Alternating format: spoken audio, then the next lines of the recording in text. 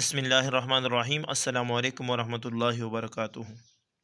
Father general education YouTube channel में आपको खुशामदीद कहते हैं। दोस्तों, इस वीडियो के अंदर ख़ताती के बारे में चंद पॉइंट बताए गए हैं। इसके अलावा इस चैनल पे और भी वीडियोस मौजूद हैं, मसलन कलम पकड़ने का तरीका, कलम चलाने का तरीका, कापी और जिस्म का दरमियानी फ़ासला कितना होना चाहिए। इसके अलावा और भी यानी कि लफ्ज़ को मुफ़रद कैसे लिखा जाता है और मुरक्कब कैसे लिखा जाता है, इसके लिखने में जो बुनियादी गलतियां हैं तो वो भी बताए गए हैं कि उन गलतियों को कैसे दुरुस्त किया जाता है। तो जिन साथियों ने अपनी लिखाई ठीक करनी हो, लिखाई दुरुस्त करनी हो, तो उनके लिए इसके अंदर बहुत मालूमात मौजूद हैं। कोशिश करें कि अगर आप सीखना चाहते हैं तो वीडियो को आखिर तक देखें, इंशाल्लाह आपको फ़ायदा होगा। चलिए जी, वीडियो के अंदर आपको चंद पॉइंट बताते हैं कि ये एक जुमला है, तो उसमें सबसे पहला लफ्ज़ है कि जो आपने लिखना है तो कैसे लिखना है। तो उसके लिए ये है कि आप लाइनें लगाएं, गाइड लाइन जिसे कहते हैं। तो उस गाइड लाइन से ही आपका पूरा लफ्ज़ आपको पता लगेगा कि मैंने लफ्ज़ कहाँ से शुरू करना है, कैसे शुरू करना है। तो उसमें यह होगा कि लफ्ज़ जो ऊपर नीचे आते हैं तो उसका आखिर आपने बराबर करना होता है कि आखिर आप कहाँ तक लेकर जाएं उसका। तो सबसे पहले जो है तो आपने ऊपर एक लाइन लगा देनी है, उसी लाइन से आपने कलम की चौड़ाई 3 कद का जो फासला है ये छोड़ना है। 3 कद के बाद दरमियान में भी 3 कद रखें और आखिर में आप इस तरह करें कि आखिर में आप 2 कद रखें। तो ये आपके ऊपर 3 कत हो जाएंगे, उसके बाद फिर 3 कत हो जाएंगे, उसके बाद 2 कत हो जाएंगे। तो आम तौर पर लिखाई के मुख्तलिफ तरीके लोग बताते हैं, जिसमें यह होता है कि ऊपर भी 3 कत का फासला होता है, यानी कि एक लेन और दूसरे लेन के दरमियान का फासला 3 कत का। कत कहते हैं कलम की चौड़ाई को।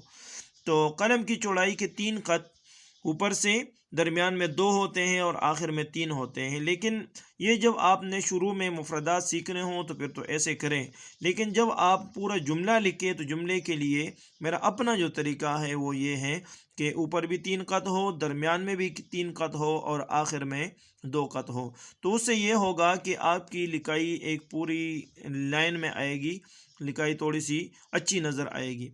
अगर आप ऊपर और नीचे 3-3 कत करें, दरमियान में 2 करें, तो फिर थोड़ा सा आपकी लिखाई फिर ठीक नहीं आती, उस हिसाब से थोड़ा सा मुश्किल होता है। तो उसमें यह है कि अगर आपने ये दाल को जहाँ पर मैं लिख रहा हूँ तो ये दाल सारे आपके एक जगह पर आएंगे। उसके अलावा ये फ़ा है, या है, तो ये ता है, ये सारे एक सीधे एक लाइन में आएंगे। इसके अलावा अगर मीम है, तुम है, तो थोड़ा सा नीचे आएगा और इसी तरह आपका जो दायरा है तो वो भी नीचे आएगा। ये जो आपके सामने जुमला है कि जो तकलीफ़ तुम खुद बर्दाश्त नहीं कर सकते। अब देखें ये आपके सामने नहीं, तो ऊपर पहली लाइन से शुरू किया हा और या, उसके बाद चूँकि ये नीचे दायरा है तो दायरा पूरे 5 कत के अंदर हमने लेकर जाना है, तो इस वजह से इसको नीचे तक लेकर जाएंगे।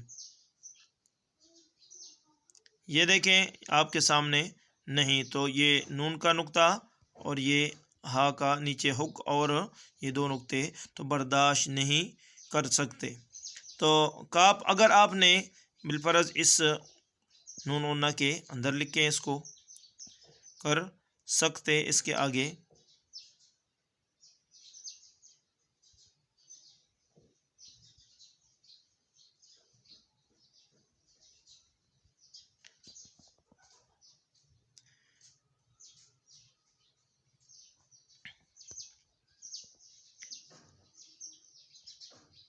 अब देखें इसमें ये जो या है बड़ी या और साथ जो है ना ता है, दाल है, ये सारे तकरीबन एक लाइन में सारे बराबर हैं। तो इसी तरह आप भी कोशिश करें इस तरह लिखने की और बार बार उसकी प्रैक्टिस करें।